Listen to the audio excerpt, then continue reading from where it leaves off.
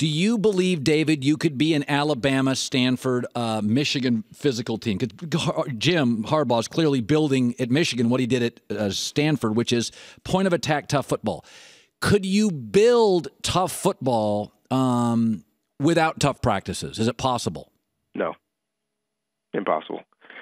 It's impossible. I'm looking at our cover page, from our practice last night, and the majority of our practices, all of them, are teaching. They are fast, but there's not a lot of contact. There's a lot of individual time. There's a lot of skelly time. There's a lot of individual instruction time.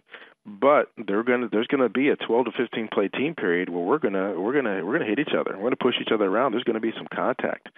Because that's how you play the game.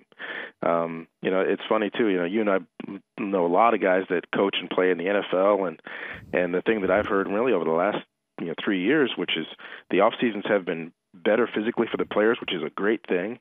But I've heard a lot of guys also, players included, that say, gosh, it might be better if we hit maybe just a little bit more here and there, just because I got a rookie linebacker that doesn't know how to fill the gap. In order for me to do my job, he's got to do his job.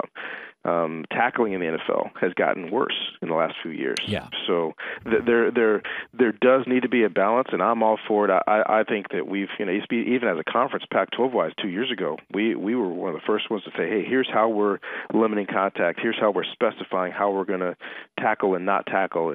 And I think we were very conscientious in that and trying to make sure that this game is played as safely as possible. But doggone it, this is a contact sport. And people are going to pay their money. They want to see great football, and great football involves, big-time linebackers going and hitting guys and tackling guys, and running backs that know how to avoid that. And when they do get tackled, how do they drag a guy 3-4 more yards and get the first down? So I'd hate to take the football out of football.